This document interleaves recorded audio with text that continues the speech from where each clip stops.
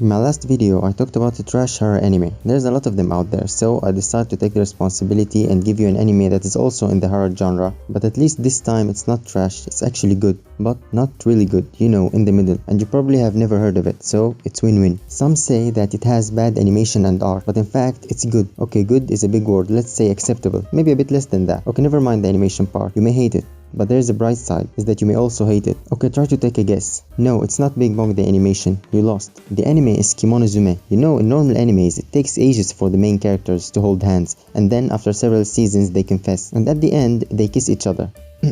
Okay, I'm getting off track here. The point I'm trying to make is that in this anime, they fuck on the first episode. There's no ladder to climb here. So rom-com fans, I guess you're a bit disappointed after this disgraceful fact. Anime where a race of cannibal monsters called the Shokujinki exists in our world, and it is the job of the Kifuken, an elite group of beast hunters, to stop them. Toshihiko, an expert swordsman and the son of the organization's leader, unexpectedly falls in love at first sight with a beautiful girl named Yuka. Toshihiko has a hidden superpower. He may not be able to transform to Kemonozume, but he has more than that. He has the ability to get diarrhea every time he fights a flesh eater. However, that is not enough. In fact, it's boring. We need more plot twists. That's why the girl Toshihiko loves is a monster. Okay, now we're talking. One day, Toshihiko, the leader's son, was chasing a monkey. They reached the beach, and suddenly a girl falls from the sky with parachute, and it was love at first sight. After that, they kept fucking, but they can't keep doing that, because she turns into a monster when she's aroused, so he used cold shower to make her calm down. He really liked this monster, therefore the best thing he can do is to introduce her to his family that have been killing the monsters for centuries. It's a really smart thing to do. When they knew about her, he decided that he doesn't want his family, who has been fighting monsters for centuries, and a lot of them died because of that. He needs his monster girl instead.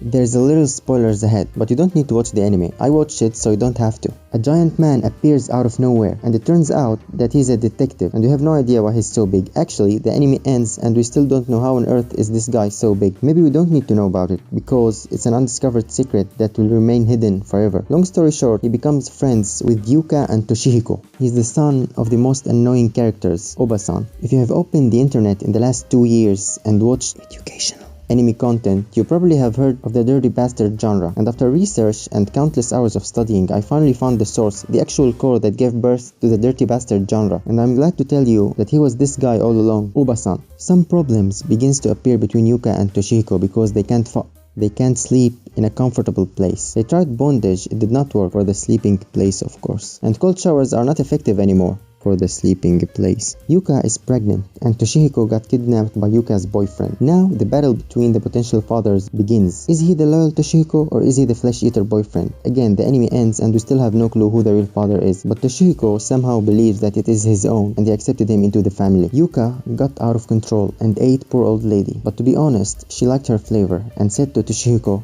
"Dame, I'm a flesh eater after all. It won't work between us." And this line got repeated a lot, with Toshihiko telling her the same response, that he loves her no matter what. To be honest, she is being real and he is delusional. That's the reality. I said before that there are problems between Toshihiko and Yuka, so childhood friend has entered the chat. Here's the situation. Toshihiko sitting inside the roller coaster cabinet naked. Don't ask me why, just listen. And Ray, the childhood friend, enters the cabinet that he is in, and then they talked. You will notice that there is a recurring theme in this anime, and it is kidnapping people. It's the first step of every big event. Okay, Toshihiko got kidnapped first, so now it's Yuka's turn to get kidnapped by the ugly bastard that we talked about before. But this time he has an uber reason. He doesn't want to kidnap her for himself because he is not selfish. He just wants to cut off her arms and give them to his giant son. What a cool father. The anime is 13 episodes, and as a veteran anime watcher, I can finish it in one day. But it took me around a week to finish it because of how exciting and amazing it is. The Kifuken is a legendary place. They have been fighting the flesh eaters for centuries. A lot of members had died in order to give others the opportunity to carry on its legacy. I introduced to you the new leader, Kazuma-kun, who destroyed everything his ancestor died for in a blink of an eye. Wow, truly amazing skit. My favorite scene of the whole anime is the last 10 seconds of the last episode, and the most important event in the whole anime is when Master